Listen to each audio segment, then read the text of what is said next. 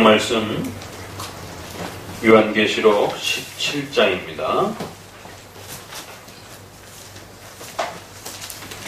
17장 1절에서 7절 말씀 제가 봉독하도록 합니다. 요한계시록 17장 1절에서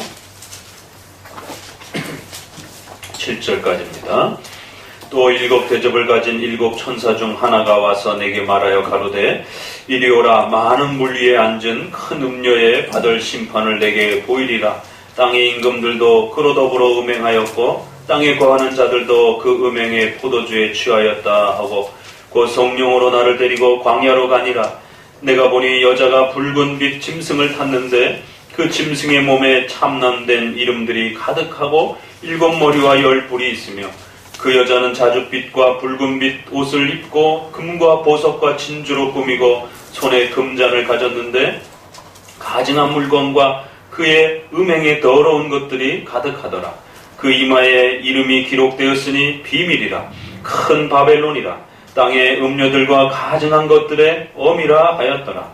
또 내가 보매 이 여자가 성도들의 피와 예수의 증인들의 피에 취한지라. 내가 그 여자를 보고 기이 여기고 크게 기이 여기니 천사가 가로되 왜 기이 여기느냐. 내가 여자와 그의 탄 바 일곱 머리와 열 뿔 가진 짐승의 비밀을 내게 이르리라.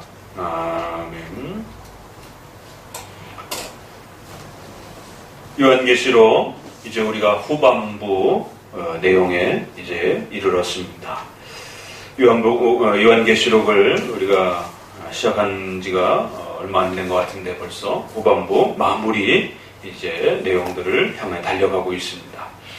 그동안 배웠던 요한계시록의 중심된 그 내용들을 다시 한번 잘 기억하시면서 또 일곱 교회를 중심으로 해서 나팔 대접으로 확대되어졌던 또 요한계시록의 하나님의 전 우주적인 계획, 또 하나님의 그러한 신적 작정, 또 그 속에서 이루어져가는 인간의 전 삶을 하나님의 섭리 속에서 통치하시는 하나님의 거룩한 그 계획과 다스림의 역사가 얼마나 신비하고 놀라운 것인지, 또 그러한 하나님의 섭리 역사 속에 우리가 존재하고 하나님의 교회가 존재한다는 것입니다.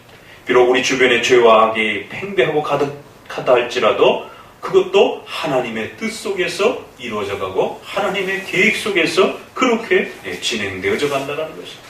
그래서 교회와 악의 세력의 이러한 거대한 역사의 흐름이 결국 종말에 하나님의 뜻을 완성하며 하나님의 영광을 드러내는 거대한 이제 열매와 성취를 맺으면서 끝나게 될 것이다라고 하는 이러한 요한계시록 전체의 핵심을 또 늘 마음에 기억해 두셔야 됩니다. 이제 17, 18, 19, 20장 정도까지 4장에 걸쳐서 다시 한번 이 바벨론이라고 하는 이 세력을 중심으로 한 이 악의 세력의 정체에 대해서 조금 더 집중적으로 살피고 이들의 운명이 어떻게 될 것인지에 대한 구체적인 좀 더 세부적인 그러한 언급들을 소개하고 난 이후에 21장, 22장에는 최후에 우리에게 주어지게 될 그 교회의 영광스러움과 하나님의 백성들의 복됨을 이제 마무리 짓게 됩니다. 그러니까 후반부는 크게 악의 세력의 그 정체와 그들의 종말에 대해서 한 번 더 강조해주고 있고, 또 한편으로는 성도들과 교회의 정체와 또 그들의 최후의 복된 영광스러운 종말은 어떻게 끝날 것인지에 대한 내용들이 상호 대조를 이루면서 요한계시록이 끝나게 됩니다. 그러니까 이것은 19장, 20장을 기준으로 해서 세대주의자들과 특별히 전천년주의와 관련해서 지나치게 19장은 재림이고 20장은 천년왕국이 시작이 된다라고 하는, 그래서 천년왕국 끝에 또다시 그리스도께서 두 번째 재림을, 세 번째, 두 번째 그렇게 연거푸 또 다른 재림을 이루게 된다라고 하는 또 다른 새로운 역사를 또 이렇게 이야기하는 것이 아니다라는 것이죠. 그럼 여태까지 봐왔던 이 많은 내용들은 도대체 언제 이루어지느냐라는 거예요. 결국 19장 재림을 말하기까지 이렇게 많은 시간들을 보냈다라면 결국 19장을 굳이 지나치게 재림에 대한 그러한 시간적 그 내용으로 확정을 하고 20장으로부터 시작되어지는 천년왕국의 이러한 부분들을 그렇게 시간적으로 구성을 해버리게 되면 결국 앞서 소개해왔던 이 많은 일들이 결국 언제 성취되어질지에 대한 수많은 혼돈과 어려움이 가중될 것이고, 또 19장, 20장을 지나치게 그렇게 천년왕국 직전 이루어지게 되는 그러한 재림의 특수사건의 형태로 그렇게 보게 되면 결국 우리가 앞에서 보았던 수많은 재림 직전의 그런 이야기들을 펼쳐왔던 그런 내용들, 결국 그것은 또 이 19장하고 어떻게 연결이 될 것인가. 왜냐하면 19장과 앞부분에서 보았던 재림의 사건들이 잘 조화를 이룬다라면 모르지만 어떤 부분은 또 상당히 많은 표현들이 부딪히는 표현들이 등장을 합니다.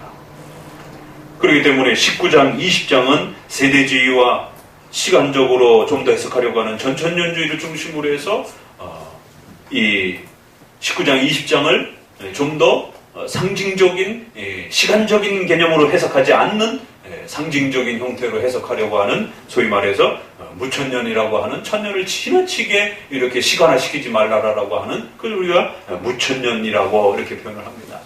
없을 무자를 써서 천년을 너무 지나치게 그렇게 시간과 공간을 한정해가지고 어떤 특정한 시간과 공간에 있는 것처럼 이렇게 말하지 말라라는 것입니다. 차라리 그것은 전 시대, 없는 것처럼 전 시대를 포괄하는 그러한 형태로 해석을 하는 것이 훨씬 더 요한계시록 전체가 부드럽게 훨씬 더 논리적으로 해석이 된다는 것입니다. 19장, 20장이 가장 첨예한 이제 논쟁을 벌이게 됩니다. 그래서 19장, 20장을 연속적인 시간 개념으로 해석하느냐, 아니면 지금 말씀드린 것처럼 17, 18, 19, 20장은 악의 세력에 대한 하나님의 총체적인 계획과 악의 세력에 대한 하나님의 섭리적 역사가 어떻게 진행되어지는지에 대한 악에 대한 하나님의 뜻을 한 번 더 집중적으로 다뤄주는 것입니다. 그리고 20장, 21장, 22장은 하나님의 백성들에 대한 그 정체성과 그들의 종말에 대해서 집중적으로 더 살펴주는 것입니다. 이렇게 큰 결론으로서 지금까지 설명해왔던 거대한 하나님의 역사 속에서 가장 그 핵심적이었던 악의 문제, 또 교회의 문제, 이 두 개를 마지막 요한계시록의 마무리로서 그렇게 우리에게 한 번 더, 이것은 앞에 이미 충분히 설명되었던 그 내용들을 기반으로 해서 그 표현들을 다시 끌어다가 한 번 더 강조하면서 좀 더 풍성한 형태로 그렇게 악인들의 문제와 성도들의 문제를 마무리 짓는 내용으로서 보는 것이 훨씬 더 부드럽고 훨씬 더 요한계시록의 논리의 흐름에 잘 맞는다라는 것이. 우리가 성경 해석을 할 때 가장 위험한 것은 억지로 해석하는 부분이 가장 위험합니다. 앞에 문장과 뒤에 문장이 스무스하게 이렇게 부드럽게 이어지지 않는데 그걸 억지로 끼워 맞추려고 하다 보면 결국 무리한 해석들이 일어나게 되고, 그러다 보면 지나친 해석들을 결국 끄집어내게 되고 결국 객관성을 잃어버리게 되는 이런 일들이 벌어지는 것입니다. 그랬을 때에 우리는 좀 더 맥락에 잘 맞고 흐름에, 전체 흐름에 깨어지지 않는 그러한 내용을 잘 기초해서 보게 될 때 결국 왜 느닷없이 갑자기 인나팔 대접을 통해서, 특별히 대접 마지막 재앙을 통해서 최후 심판에 대한 종말이 완성됐다라고 끝났는데 왜 갑자기 느닷없이 17, 18을 통해서 바벨론에 대한 멸망이 또 소개가 되냐는 거예요. 그리고 19장에는 적그리스도와 악의 수장인 또 마귀의 멸망에 대한 또 내용이 소개가 됩니다. 그러니까 이 4장에는 악한 세력의 멸망에 대해서 총체적으로 정리하면서도 좀 더 세분화시켜서 17, 18장은 악의 세력이라고 하는 바벨론, 그리고 그 악의 세력을 가지고 교회를 파괴하고 성도들을 무너뜨리려고 했던 적그리스도와 또 마귀의 그 최후 종말적 또 심판에 대한 부분을 좀 더 집중적으로 강조하고 있는 것입니다.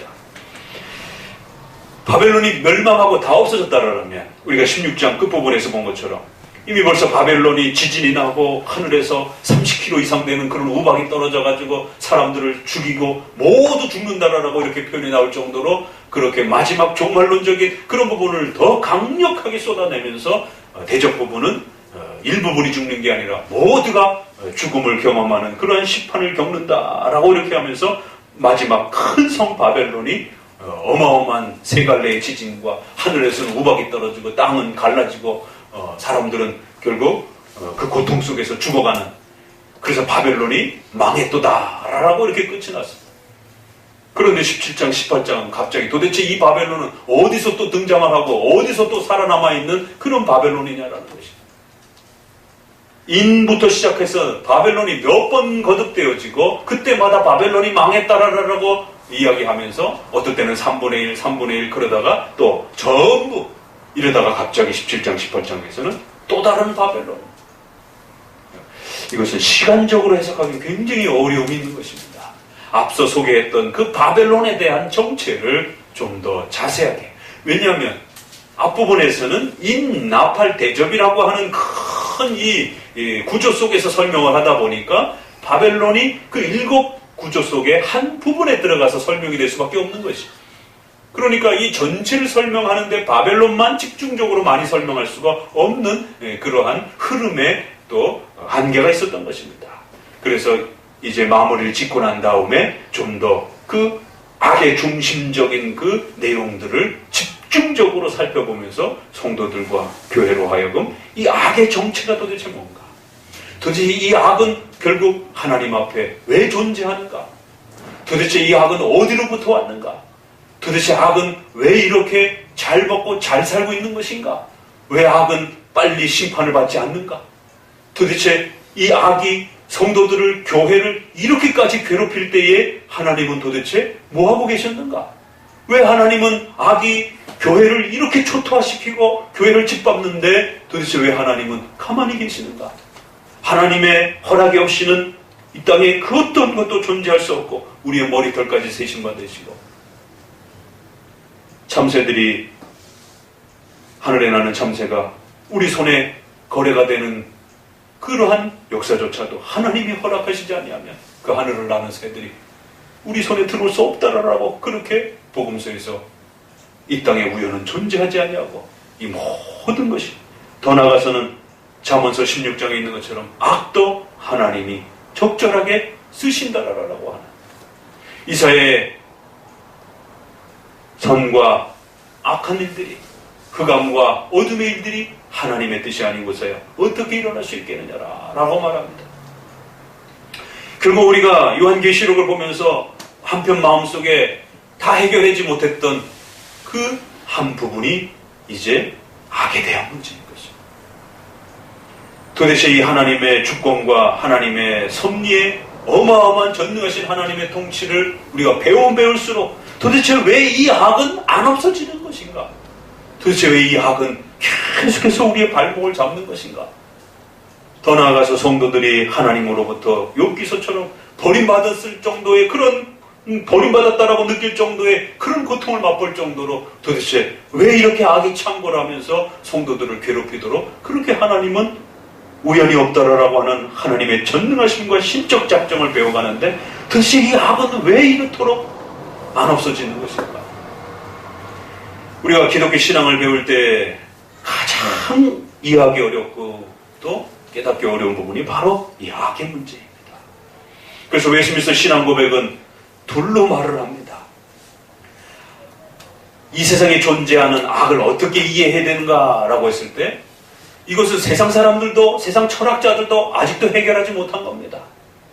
그래서 우리 유교에도 보게 되면은 사람이 태어나면서부터 악하다, 사람은 태어나서부터 선하다, 이런 성선설 뭐 이런 부분들이 있습니다. 어느 게 맞는지 아직도 결정을 못 내렸어요. 철학에서도 답하지 못한 주제가 우리 성경에서 답을 내리고 있는 것입니다. 그런데 2000년 교회 역사 속에 이 악을 하나님이 만드셨다, 신적 작정을 지나치게 강조하려고 하다가, 하나님의 주권을 너무 지나치게 강조하려고 하다가 머리털 하나까지 세심받으시고 하나님이 허락하심이 아니고는 이 땅에 그 어떤 것도 존재할 수 없어요. 그걸 지나치게 강조하게 되면요, 그걸 어느 이 구조 속에서 잘 균형 있게 말하지 못하고 한쪽으로 치우쳐서 말하게 되면, 그럼 이 땅에 존재하는 악은 분명히 존재한단 말이에요. 악은 이 땅에 있어요. 그럼 이 땅에 존재하는 모든 것은 하나님의 허락하심이 없이는 일어날 수가 없습니다. 그럼 우리가 3단 논법에 의해서 그러면 하나님은 악의 주인이구나, 하나님이 악을 만들었구나, 이런 결론이 나와버립니다. 그래서 많은 이단들이 존재했습니다. 하나님이 악을 만드셨고 악의 주인이다라고 하면 이단이 됩니다. 신론의 근원적인 문제가 발생이 되면서 수많은 이단들이 여기에서 헤어나지 못해서 결국 이단으로 빠져버리게 됩니다. 그 극단으로 이제 이걸 해결하기 위해서 하나님은 악과 상관없다. 그래서 이 땅에는 악한 신과 선한 신이 존재한다. 그래서 구약은 악한 신이고 신약은 선한 신, 예수 그리스도를 통해서 이루어지는 그런 인간을 구원하는 이러한 역사를 이루시는 신약의 신은 선한 신이고, 구약은 아말렉 족속을 초토화시키고 살아 숨쉬는 모든 짐승을 죽이고 가나안 땅들을 전멸시켜버리고 무서운 하나님이라는 거예요. 구약의 신은 이러한 잔혹한 신이라는 것이에요.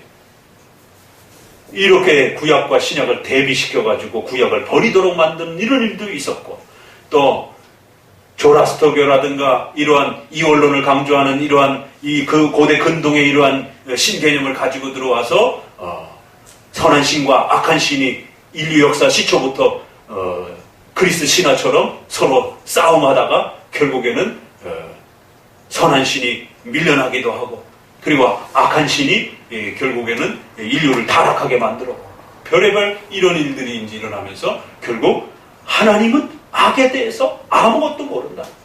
악은 그 악한 신이 만들었고 그렇게 인류에다가 퍼뜨려놨다는 것입니다. 그러면 성도들이 겪는 이 수많은 악한 상황과 어려움들은 어떻게 됩니까?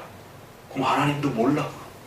왜? 하나님은 악에 대해서 책임이 없고 악하고는 상관이 없는 분이고, 악에 대해서는 관여 안 하시고 악에 대해서도 대처하지 아니하시고 악에 대해서는 아무런 것도 손대지 않는, 그저 선만 지키고 선만 행하는 그런 신이기 때문에 하나님을 반쪽짜리 하나님으로 만들어놨어요. 성도들이 위험과 어려움에 처했을 때 이 선한 신이라고 말하는 하나님은 성도들을 도울 수 없는 무능력한 악한 상황에 빠져있는 성몽도들에게 아무런 대처도 해줄 수 없는, 악에 대해서는 아무런 상관하지 않는 그런 신으로 만들어놨기 때문에 결국 더 큰 또 위험이 발생이 됐습니다. 그래서 하나님이 악과 상관이 없다고 말을 해도 이단이 됐습니다. 하나님이 악을 만드셨다라고 말을 해도 이단이 되고, 하나님이 악과 상관이 없다라고 해도 이단이 되는 것입니다. 그럼 어떻게 말을 해야 됩니까? 도대체 이 땅에 존재하는 악은 뭡니까? 하나님이 허락하시지 아니하고는 이 땅에 그 어떤 것도 일어날 수 없다라고 말하면 당연히 논리적으로 이 땅에 존재하는 수많은 악한 이러한 그 일들은 하나님의 계획과 뜻 속에 있는 게 분명합니다. 악이 하나님의 뜻과 계획 속에 없다고 말하게 되면 그 순간 하나님은 반쪽짜리 하나님이 되는 것이에요. 그렇기 때문에 우리가 전능하신 하나님을 말할 때는 선과 악을 다 포함해서 하나님의 신적 작정과 계획 속에서 하나님이 원하시는 대로 모든 것을 이루실 수 있다라고 하는 이 고백을 지켜가셔야 되는 겁니다. 시편 115편에 하나님은 하늘에 계셔서 원하시는 모든 것을 행하시는 분이십니다. 거기에 모든 것은 선과 악을 포함한 모든 것이라는 것입니다. 에베소서 1장 11절에 모든 역사를 하나님의 원하시는 대로 뜻하신 대로 우리를 역사 가운데서 우리를 예정하신 하나님, 하나님이 원하시는 대로 택자와 불택자를 하나님은 정하실 수 있는 그런 하나님. 145편에도 하나님은 하나님의 뜻을 원하시는 바대로 펼쳐가시는 하나님. 하나님은 원하시는 대로 선과 악에 대한 모든 것을 작정하시고 섭리하시고 다스려 가신다는 것입니다. 그렇기 때문에 더더욱 이 악의 이 존재와 또 이들의 이 풍성함과 이들이 잘 먹고 잘 사는 이러한 모습들에 대해서 성도들이 하나님의 뜻을 제대로 헤아리지 못한다 할 때 어떤 일이 발생이 되냐면 시험에 들어요. 하나님 때문에 시험에 들어요. 하나님이 나를 사랑한다라고 하면서 왜 도대체 나의 개인의 삶 속에 이런 고통과 어려움들이 찾아오는가? 더 나아가서는 하나님이 이 나라의 민족을 사랑한다면서 왜 북한과 같은 핵을 머리에 쥐고 사는 전 세계 유일한 남북 국가로 세워지고 전 세계 미국 다음으로 인구 대비 오히려 미국보다도 더 많은 선교사를 보내고 더 많이 하나님의 일을 감당하는 이 남한이 왜 이렇게 핵을 짊어져서 전쟁의 위협 속에 늘 시달려야 되는 전 세계 유일한 분단 국가로서 이런 고통 속에 악을 짊어지고 있는 이 상황을 어떻게 설명할 거냐. 개인적으로, 국가적으로, 사회적으로 오히려 하나님의 이 통치와 주권과 섭리 역사를 이해하지 못해서 시험에 들게 되는 것입니다. 그렇기 때문에 기복주의라고 하는 이 잘못된 신앙이 한국교회 안에 파고들어올 수 있는 틈을 열어주는 겁니다. 그러니까 잘 먹고 잘 살아야만이 그것이 하나님의 진정한 복인 것이에요. 악의 어떤 형편과 악의 어떤 그 상황들이 우리의 삶에 들어오는 이 모든 부분들은 잘못된 거다라고 그렇게 결론을 내리게 되는 겁니다. 그래서 성도들은 병들어도 안 되고요. 성도들은 사고를 당해도 안 되고요. 성도들은 그 어떤 사고와 재해와 질병 속에 또 아픔 속에 빠져도 안 되는 것이. 그건 다 악한 것이, 나쁜 것이. 잘 먹고 잘 살아야만이 하나님의 복을 누리게 되는 것입니다. 결국 기복주의가 팽배하게 된 이유도 결국 이 악에 대한 하나님이 이 악을 왜 이 땅에 존재케 하셨는가? 왜 하나님은 이 악이 이렇게 팽배하고 잘 먹고 잘 살도록 내버려 두셨는가? 왜 악이 팽배해서 교회를 괴롭히도록 이렇게 두셨는가에 대한 이 중요한 하나님의 통치와 하나님의 역사에 대한 부분을 제대로 이해하지 못할 때 거기에 대한 반발 심리로 기복주의가 그렇게 또 팽배할 수 있는 것입니다. 오늘 우리 17절 말씀을 이제 결론으로 읽어봅니다. 이게 결론입니다. 큰 음녀, 여자의 타락한 여자로 소개하면서 바벨론의 이 모습을 소개하고 난 다음에 이제 결론을 이렇게 내립니다. 17절 같이 읽어봅니다. 하나님이 자기 뜻대로 할 마음을 같이 읽어보세요. 하나님이 자기 뜻대로 할 마음을 저희에게 주사 한 뜻을 이루려 하시고 저희 나라를 그 짐승에게 주게 하시되 하나님의 말씀이 응하기까지 하심이라. 참 이해할 수 없는 말씀이 나옵니다.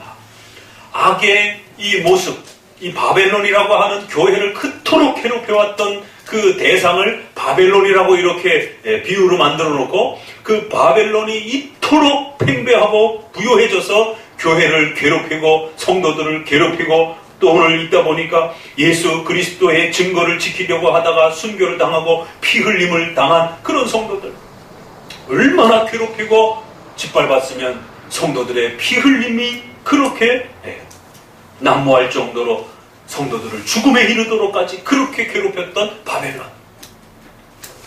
그런데 이 악한 이 바벨론의 활동과 존재와 이 모든 역사가 하나님이 자기 뜻대로 할 마음을 저희에게 주사 하나님의 뜻을 이루게 하시기 위한 목적 속에서 이 모든 바벨론의 악한 역사가 있었다라는 것입니다. 이건 굉장히 놀라운 일입니다. 세상 사람들은 도대체 이 땅에 왜 악이 존재하는가? 왜 인간은 이렇도록 악한가? 도대체 이 악의 문제는 해결 안 되는 것인가? 도대체 이 악은 어디로부터 왔는가? 에 대한 많은 고민을 합니다. 그런데 성경은 우리에게 하나님이 자기 뜻대로 할 마음을 하나님의 그 계획을 성취하도록 그 악인들에게 마음을 그렇게 동기부여를 하셨다라는 거예요. 하나님의 뜻을 이루기 위하여 그 하나님의 뜻을 이룰 수 있도록 악인들에게 그 악한 마음, 악한 행동, 악한 역사 전체가 일어나도록 그렇게 하나님이 역사하셨다는 거예요. 그래야 저희 나라를 그 짐승에게 주며 처음에는 짐승과 이 바벨론이라고 하는 악한 여자가 힘을 합쳐가지고 그렇게 그리스도와 전쟁을 치르면서 성도들을 죽이고 핍박하는 이런 악의 세력으로 등장을 합니다. 그러다가 갑자기 이 둘이 또 뭐가 의가 상해가지고 이 큰 음녀 바벨론과 또 이 짐승이 서로 싸움을 하고 나중에 짐승이 이 바벨론을 물어뜯으면서 서로 자멸을 하는 거예요. 서로 자기네들끼리 싸우다가 나라가 망하는 것입니다. 도대체 이게 왜 이런 일이 벌어지는가? 이 모든 역사 속에 결국 그들이 힘을 합쳐서 교회를 핍박하는 그 역사조차도 나아가서 그들이 멸망할 때 그냥 멸망하는 게 아니라 자기들끼리 물어뜯으면서 결국 멸망해가는 그 과정도 하나님의 뜻을 이루기 위하여 하나님께서 그들의 마음속에 하나님의 권능과 전능하심으로 하나님의 뜻을 이루도록 그들의 마음과 행동을 그렇게 일어나도록 하나님이 역사하셨다는 거죠. 어느 정도까지요? 하나님의 말씀이 성취될 때까지. 단 한 치 오차도 없이 그 악인들이 그러한 종말을 향하여 달려가도록 하나님의 말씀이 성취되어질 때까지, 하나님의 뜻이 성취되어질 때까지 그들은 결코 쉬지 않고 그 멸망을 향하여 달려가는 것입니다. 결국 그 악의 모든 역사가 하나님의 뜻과 하나님의 목적을 이루기 위한 그러한 모습으로 이 땅에 존재하고 그러한 수단으로서 그렇게 살아간다는 것이에요. 그럼 여기서 우리가 반드시 해결해야 될 문제는, 그럼 하나님은 악한 신 아닌가? 하나님은 왜 악을 사용하시지? 선한 역사와 선한 사람들만을 사용해도 될까 말까 한데 어떻게 악인들을 사용하지? 더더구나 악인들을 사용해서 교회를 핍박하는 이런 악한 상황들을 왜 하나님이 사용하시지? 이건 불의한 거 아닌가? 이건 잘못된 거 아닌가? 아니 어떻게 악인들을 발동하셔서 악인들이 일어나게 하셔서 악인들이 가득하게 하셔서 교회를 핍박하게 하는 이 일을 하나님 자신의 백성들을 하나님 스스로 그렇게 공격하는 이런 일들이 일어나도록 어떻게 하실 수가 있지? 하나님은 잘못되신 거 아닌가? 하나님은 오류를 행하신 거 아닌가? 우리가 인생을 살아가다 보면 여러분의 인생에 발생되어지는 수많은 어려움을 겪으면서 하나님에 대한 신뢰와 하나님이 누구신가에 대한 근원적인 이 마음이 고통과 환난을 겪을 때마다 시시때때로 여러분의 마음을 방방이질합니다. 하나님이 내게 뭔가 잘못하신 거 아닌가? 하나님이 내게 뭔가 실수하신 거 아닌가? 왜 내 인생에 이토록 어려움과 극심한 고난과 아픔들이 지속되는 것인가? 오히려 예수 믿으면 복 받는다고 그러더니만, 예수님 믿으면 잘 된다고 하더니만, 교회 나오기 시작한 순간부터 집안에 어려운 일들이 일어나고 자꾸 힘든 일만 발생이 되죠. 전도하다 보면 그런 분들이 많아요. 그래서 교회 안 다닌다라는. 아니 교회 나가면은 복 받고 모든 게 잘 되고 병도 치료받고 사업도 잘 된다 해서 갔는데, 교회 나가는 순간부터 오히려 멀쩡하던 사업이 어려워지고 집안에 분란이 자꾸 일어나고 안 아프던 가족들도 아프고 교회 못 나가겠다라는 것이. 뭐 악이 꼈나 보더라는 것이. 오히려 교회 나가면 오히려 해로운 그런 영향을 받는 것 같다라는 거예요. 불신자나 신자나 결국 이 마음은 동일하게 드는 것이에요. 그래서 오늘 17장, 18장으로 이어지는 이 역사 속에서는 바로 하나님이 주권과 섭리와 하나님의 신적 작정 속에서 전 우주를 다스리시고 여러분의 인생을 다스린다라고 하는 이 가르침의 이 요한계시록의 결론이 해결되기 위해서는 반드시 이 악에 대한 문제가 잘 해결이 되어야 된다는 말인 것이에요. 그래서 바벨론에 대한 그들의 시작, 그들의 활동, 그들의 성장, 그리고는 그들의 멸망의 종말에 이르는 그 악에 대한 전체적인 시작과 끝에 그 모든 역사가 우연히 생긴 것도 아니고 오류 속에 발생한 것도 아니고 하나님이 실수해서 발생한 것도 아니고 하나님이 자기 뜻을 성취하시기 위하여 하나님의 역사를 이루기 위하여 시작하신 하나님의 거대한 신적 작성 속에 하나님의 섭리적 계획 속에서 준비되어지고 계획되어지고 다스려지고 성취되어지는 그런 역사라는 것을 우리에게 가르칩니다. 그러나 절대로 하나님은 그 악을 만든 장본인은 아니라는 것입니다. 하나님은 그 악을 짓도록 충동질하는 그런 하나님은 그런 악한 신은 아니라는 것입니다. 하나님이 악을 통제하시고 다스리시고 지배한다고 하는 하나님의 신적 작정과 섭리를 여러분에게 가르치고 싶어 하는 겁니다. 그럼에도 불구하고 우리 안에 반드시 한편에 또 정리해야 되는 바른 표현은, 그럼에도 불구하고 하나님은 악을 만드시는 창조자는 아니라는 거예요. 악을 조장하시는 그러한 충동질을 하는 그런 악한 신은 아니라는 거죠. 악을 지배하고 통치하고 다스리시고 그 악을 하나님의 나라의 수단으로 얼마든지 쓸 수 있는 전능하신 하나님이다라고 말할 수 있는 것이에요. 악을 통치하고 다스릴 수 있다라고 해가지고 악을 만드는 자는 아닌 겁니다. 대통령이 한 나라의 이 전체를 통치하면서 우리가 쉽게 깡패들이라든가 이러한 악한 세력들을, 범죄자들을 통제하고 공권력을 동원해서 그들을 잡기도 하고 또 그들의 활동들을 제한하기도 하고 또 그들의 여러 가지 활동들의 방향성을 또 만들어 갑니다. 그렇다고 해서 대통령이 악의 주인은 아닌 겁니다. 통치와 다스림 속에는 반드시 그 악의 그 역사에 대한 절대자의 또 그 모든 다스림과 역사가 함께 어우러져 있습니다.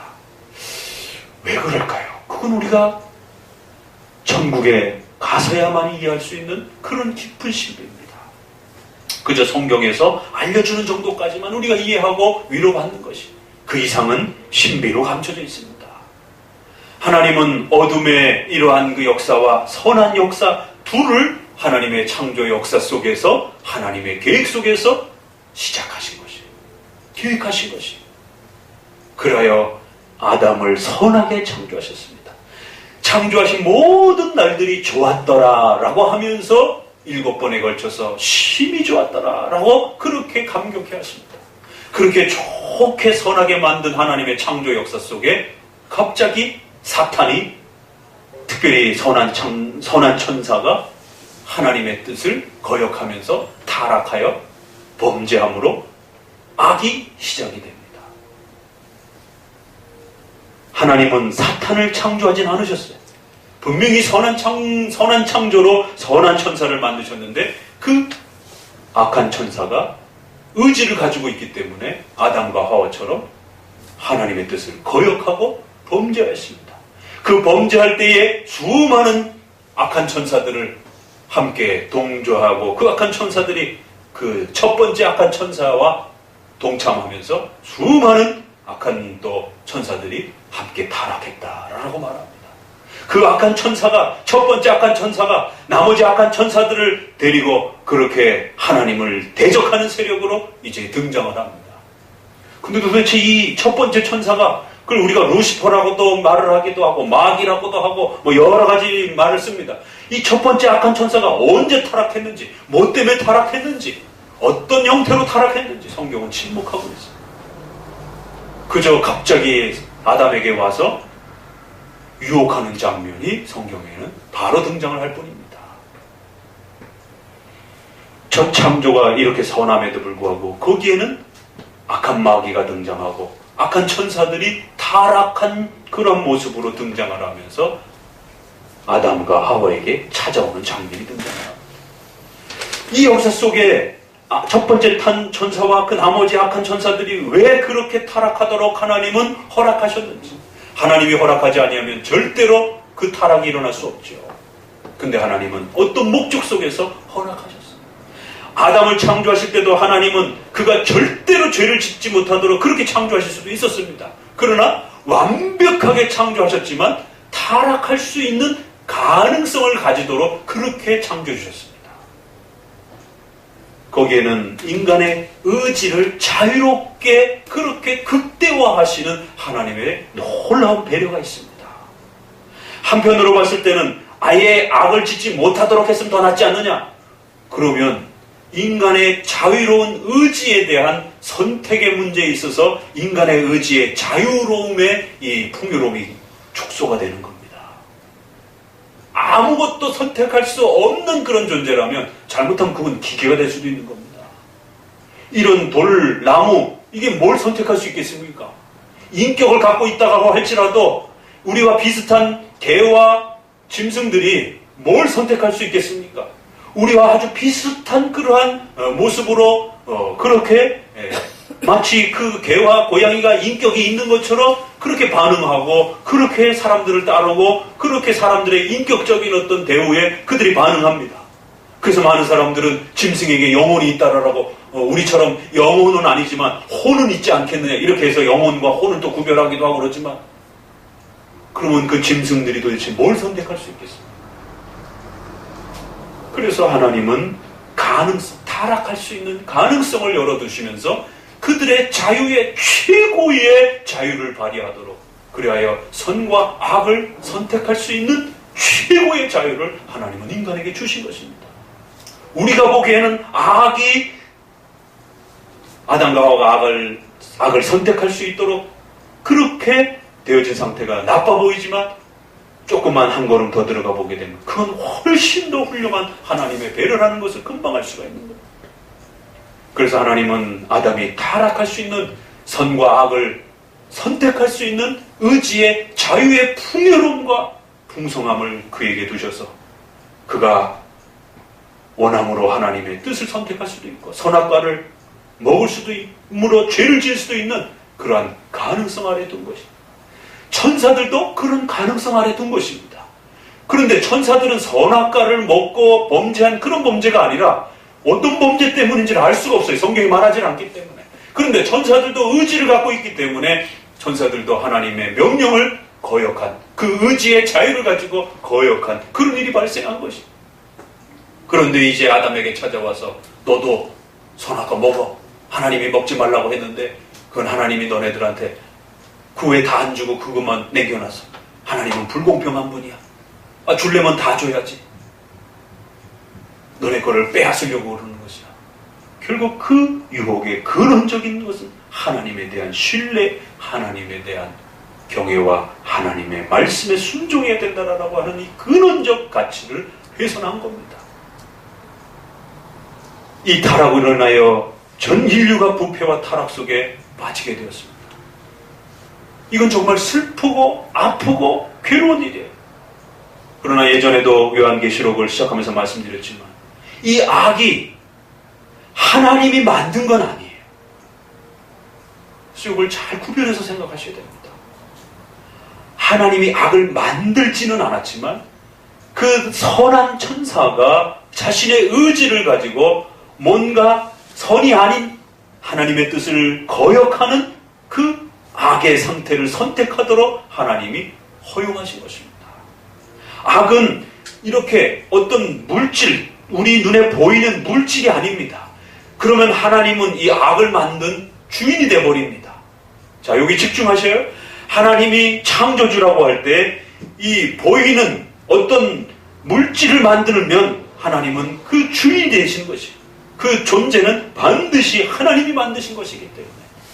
그런데 인간과 천사는 의지를 가진 그런 존재로 창조가 되는 것이에요. 의지 속에는 하나님의 뜻에 순종할 것인가 순종하지 않을 것이라고 하는 이건 어떤 물질이 아니라 도덕적이고 인격적이고 윤리적인 그러한 선과 악의 선택의 문제가 발생이 된다는 겁니다.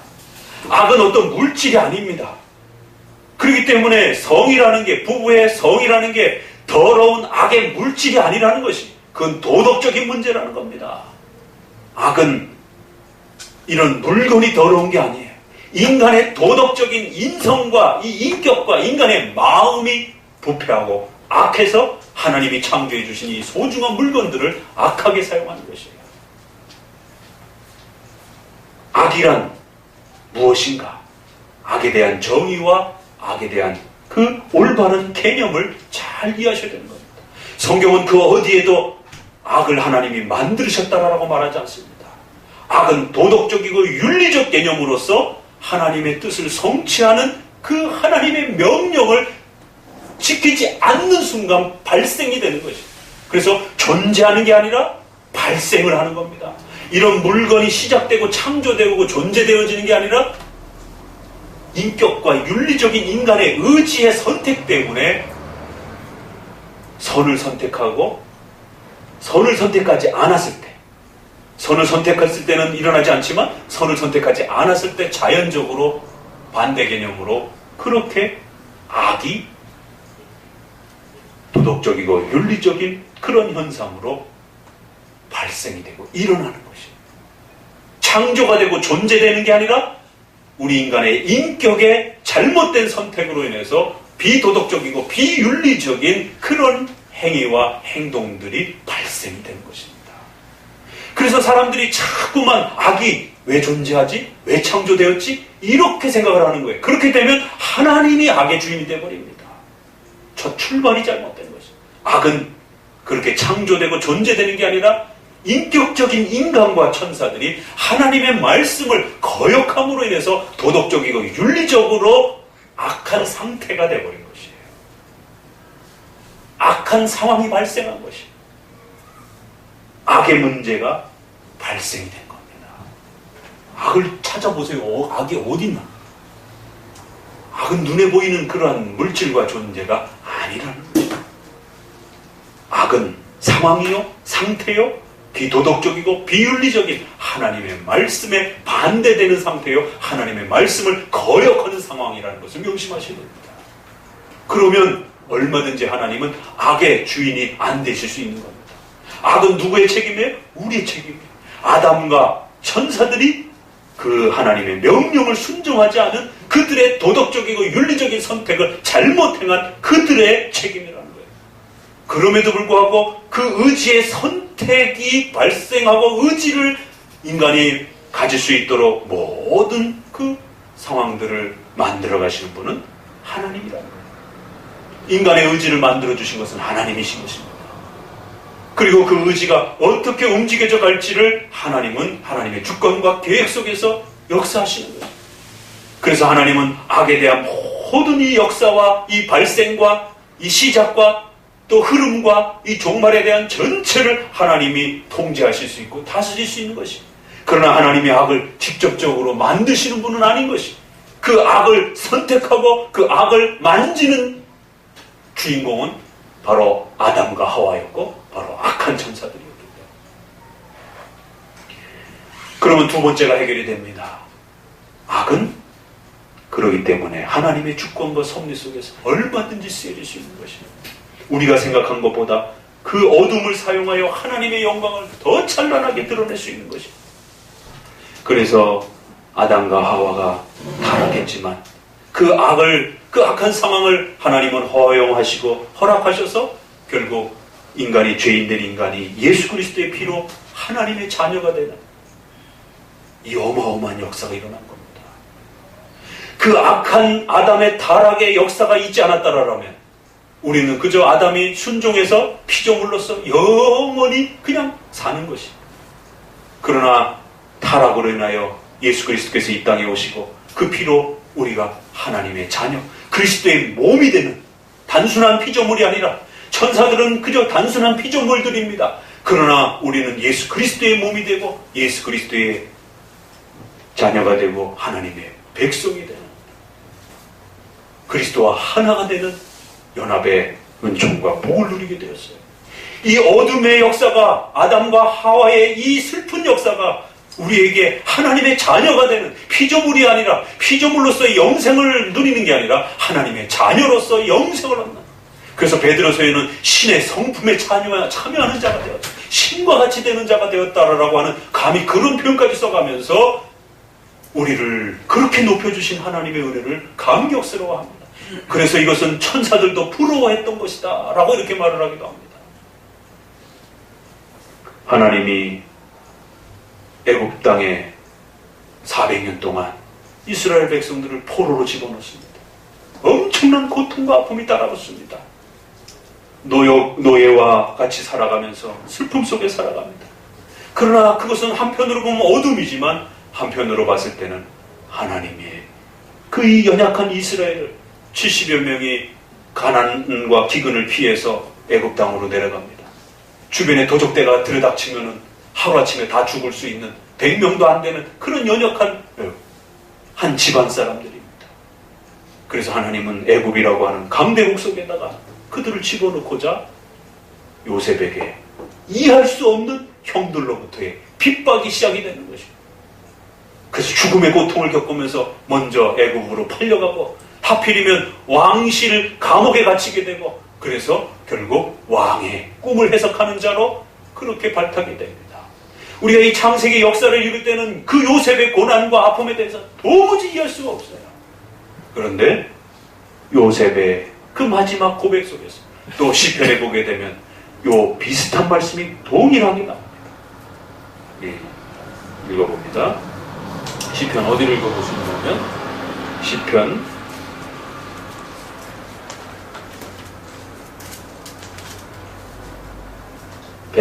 105편입니다.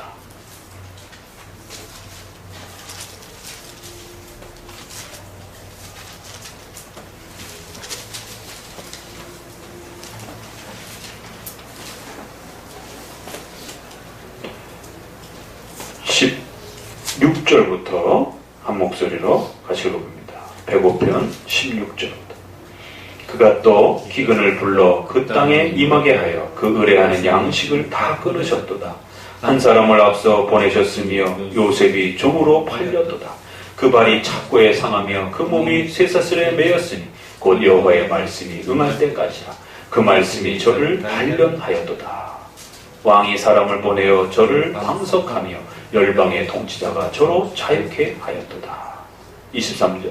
이에 이스라엘이 애굽에 들어가며 야곱이 함 땅에 객이 되었도다. 여호와께서 그 백성을 크게 번성케 하사 그들의 대적보다 강하게 하셨으며 또 저희 마음을 변하여 그 백성을 미워하게 하시며 그 종들에게 교활히 행하게 하셨도다. 또 그 종 모세와 그 택하신 아론을 보내시니 저희가 그 백성 중에 여호와의 표징을 보이고 함 땅에서 기사를 행하였도다. 연약한 이스라엘 백성들이 언제 죽을지 모를 위협 속에 있는 그 연약한 이스라엘을 보호하시기 위해서 하나님은 애굽에 그들을 보내셔서 강대국의 보호 아래서 그들이 번성하도록 그렇게 배려하신 거예요.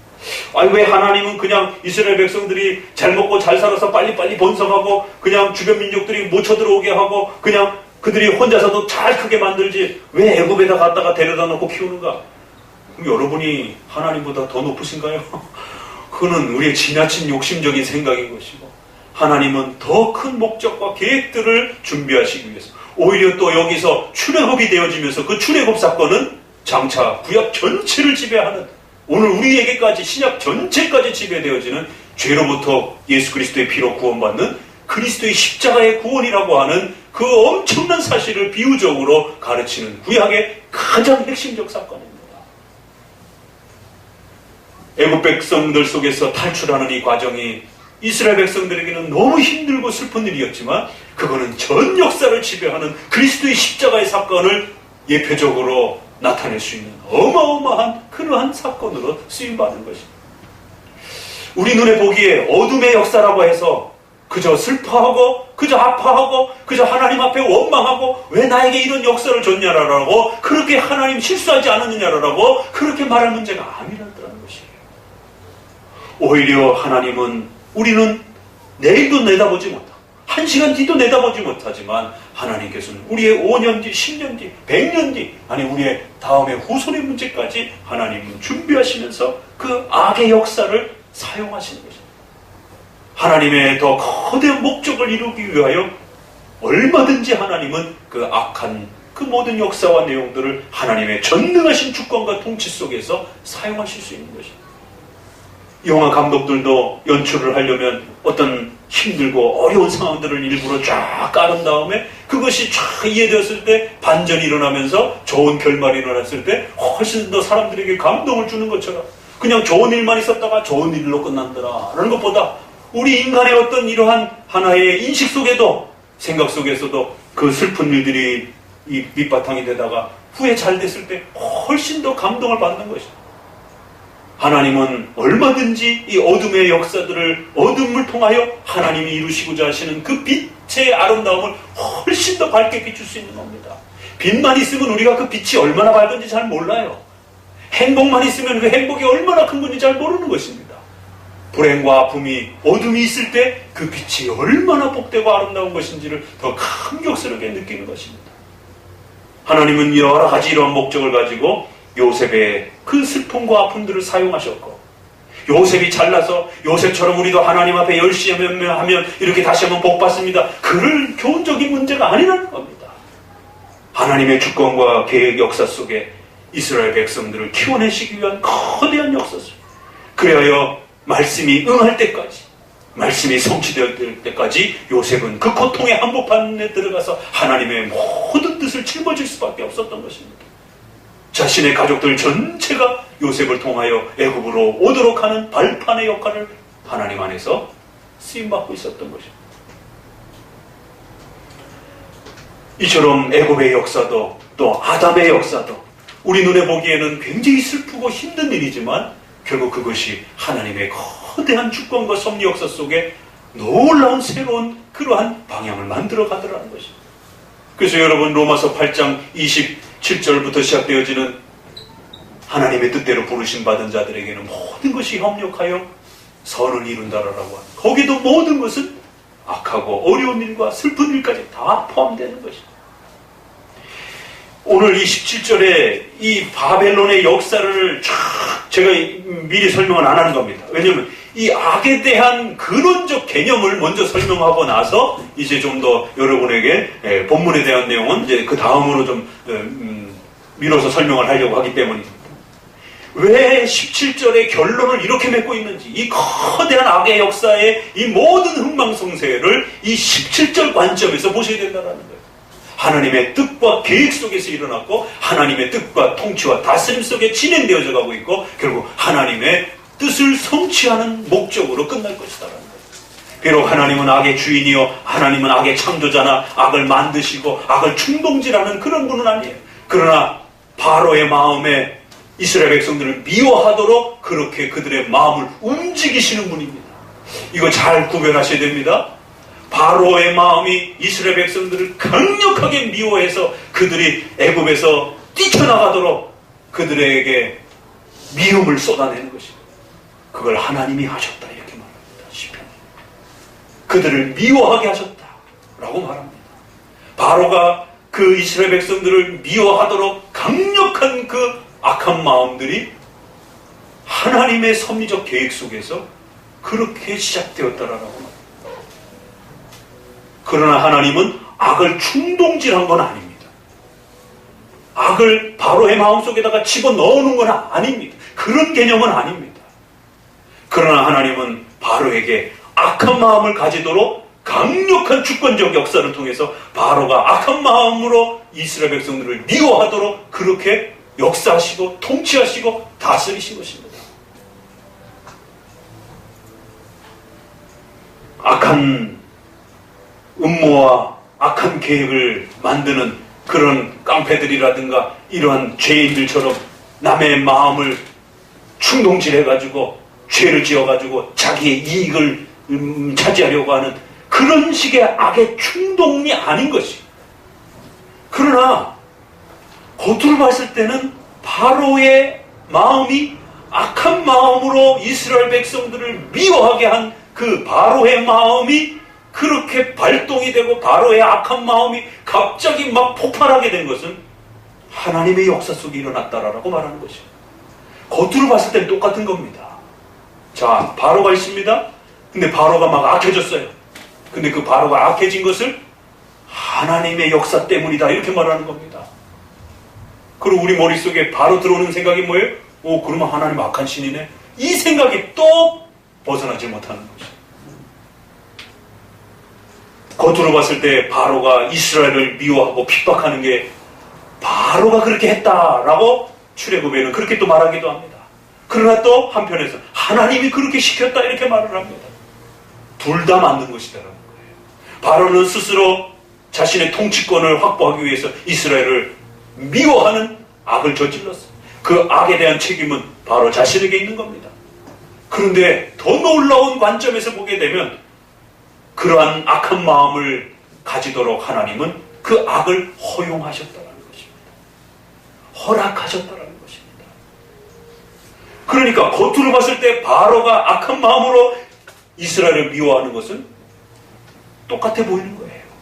그러나 하나님의 계획과 악인들이 충동질해가지고 남을 집어삼키려고 하는 그런 목적하고는 서로가 다른 것입니다. 이 신비로움이 있는 겁니다. 그래서 지난번에도 욥기를 설명드렸던 거고 또 욥기가 나올 수밖에 없는 거예요. 욥에는 하나님도 욥을 괴롭히고 사탄도 욥을 괴롭히고 또 주변의 민족도 욥을 괴롭히고 욥의 부인조차도 욥을 괴롭히고. 자, 그러면 욥을 괴롭힌 부인과 욥의 땅을 집어삼키려고 했던 주변 그 사람들의 악의 책임은 분명히 그들에게 있는 겁니다. 그들이 욥을 괴롭혔어요. 악에 대한 그들의 책임은 분명히 있는 겁니다. 사탄이 욥을 파멸시키려고 사탄이 욥을 괴롭혔어요. 사탄의 죄에 대한 책임이 분명히 있는 것입니다. 그러나 겉으로 봤을 때 하나님도 뭔가 목적과 뜻이 있으셔서 욥을 괴롭히신 것입니다. 뭘 가르치기 위해서요? 하나님의 신적 작정과 섭리의 위대함을 가르치기 위해서. 네가 생각하는 것처럼 이 세상은 그렇게 만만하게 돌아가는 게 아니다. 하나님의 통치와 계획과 하나님의 섭리 역사 속에서 이루어져가는 것이지 인간이 원하는 만큼 인간이 원하는 대로 그렇게 이루어져가는 게 아니다라고 하는 이 거대한 하나님의 신적 작정을 가르치기 위해서 욥에게 고통을 허락하신다라고 말씀하시는 것입니다. 그래서 칼빈은 이 세 주체가 세 주인공이 다 욥을 괴롭혔다라고 말합니다. 그 사건 하나에 동시적으로 일어났다 이렇게 말합니다. 그러나 하나님의 목적과 계획은 우리를 파멸시키려고 하는 게 아니라 우리를 욥을 더욱더 훌륭하게 키워내시기 위한 그런 목적이었고 나머지 둘은 악을 충동질해서 욥을 집어삼키려고 했던 악한 목적으로 그렇게 행한 것이다. 목적과 의도와 방향이 서로 다르다는 거예요. 그래서 하나님에게는 책임이 없지만 악인들에게는 욥을 괴롭힌 무서운 책임감이 있다는 것입니다.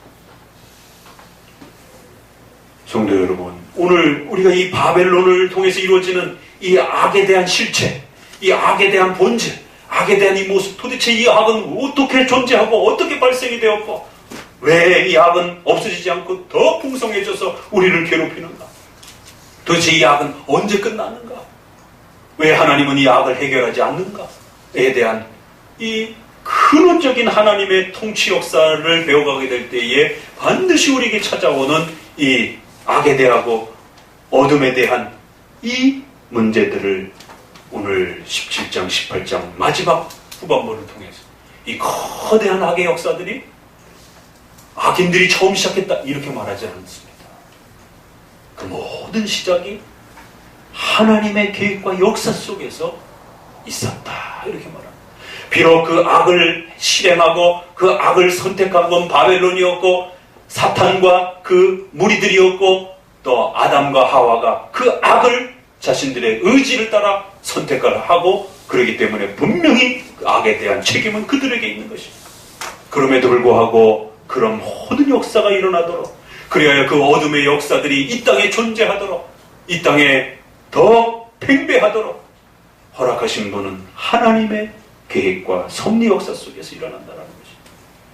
결국 그 어둠의 역사를 통하여 하나님의 거대한 영광을 드러내는 선을 통해서도 하나님의 영광을 드러내지만 어둠의 역사를 통해서도 하나님의 영광을 드러내는 이 두렵고 떨리는 하나님의 거대한 창조의 주권적인 하나님의 신적 작정과 섭리의 위대함이 얼마나 높은 것인지를 우리가 이 어둠의 역사를 보게 될 때 더 두렵게 느끼는 것입니다.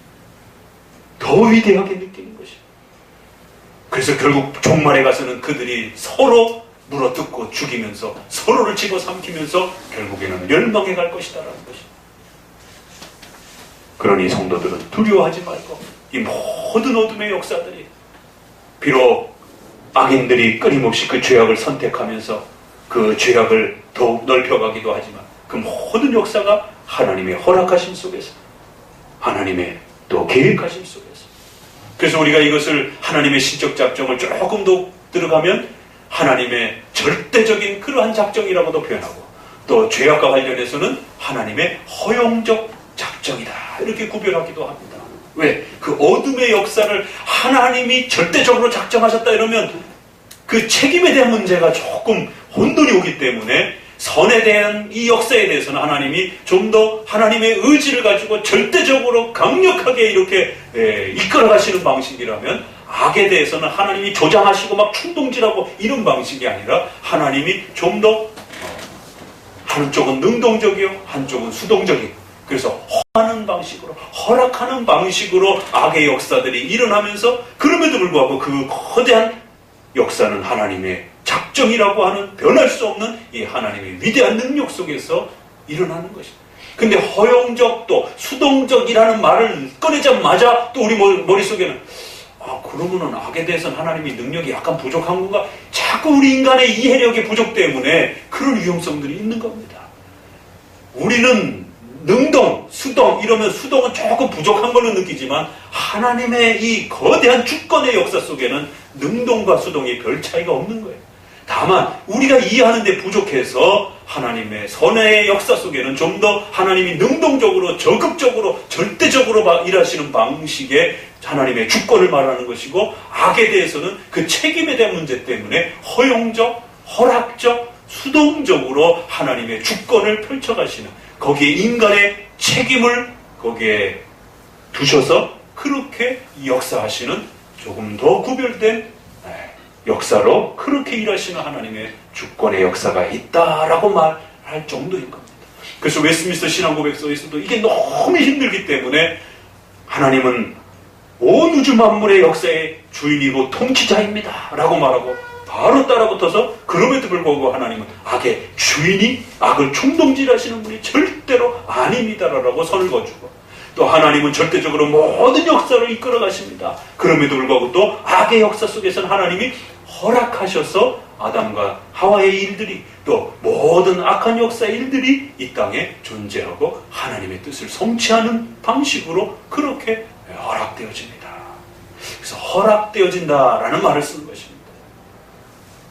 오늘 이제 우리가 본격적으로 이 악의 문제를 또 들여다보고 또 바벨론의 또 이러한 역사들을 살펴보기에 앞서 먼저 이 악의 이 모든 역사는 17절 말씀을 따라 하나님이 자기 뜻대로 할 마음을 저희에게 주사 하나님의 뜻을 이루도록, 그래서 하나님의 목적과 역사가 성취되도록 그렇게 행하시는 거대한 하나님의 절대 주권적 속에서 이 악의 역사가 일어나고 발생된다라고 하는, 그래서 악조차도 하나님의 도구로 쓰여진다라고 하는 이 엄청난 사실에 우리는 두려워 떨어야 되고, 그래서 우리에게 일어나는 수많은 악한 일들에 대해서, 거기에 대해서는 우리가 인격적으로 악을 선택한 것에 대해서는 우리 책임을 분명히 물으셔야 됩니다. 내가 잘못한 것이에요. 그럼에도 불구하고 우리의 잘못과 실수조차도, 우리를 또 공격하는 수많은 악의 그 거대한 세력조차도 하나님의 수단과 도구로 쓰여지기 때문에 우리 성도들에게 협력하여 하나님의 백성을 세워가시는 거대한 하나님의 통치 역사로 그렇게 우리에게 펼쳐져 간다는 사실을 기억하시고 용기를 잃지 마시고 살아가라는 것입니다. 그래서 이 결론을 17절로 아주 놀랍게 그렇게 악의 역사를 하나님의 뜻 가운데서 이해하도록 관점을 그렇게 끌어내 준 것입니다. 오늘 이 말씀을 잘 이제 마음에 새기셔서 이 거대한 악의 역사를 우리 장로교 안에서 어떻게 이것을 성도들에게 가르치고 또 성도들에게 이해시켰는지, 또 이러한 부분들을 차근차근히 하나씩 기초를 잘 깔아가면서 전체적인 성경에서 펼쳐지는 그런 악의 역사들을 이해해야지 하나님의 올바른 그러한 통치 역사를 바르게 깨닫게 되는 것이죠. 이걸 잘못 순서를 깔게 되면 처음 말씀드렸던 그 딜레마 속에 빠져가지고 헤어나지 못하는, 오히려 하나님 때문에 서운해지는 이러한 기가 막힌 일들이 벌어지는 이 악의 문제를 해결하지 못하면 그런 일이 발생될 수 있다는 것입니다. 이제 우리 17절 이후부터 또 이제 함께 살펴볼 이런 악의 역사와 또 그 종말에 대한 최후 역사를 통해서 하나님의 또 위대한 통치를 또 앞으로 계속 배워가도록 합니다. 기도합니다.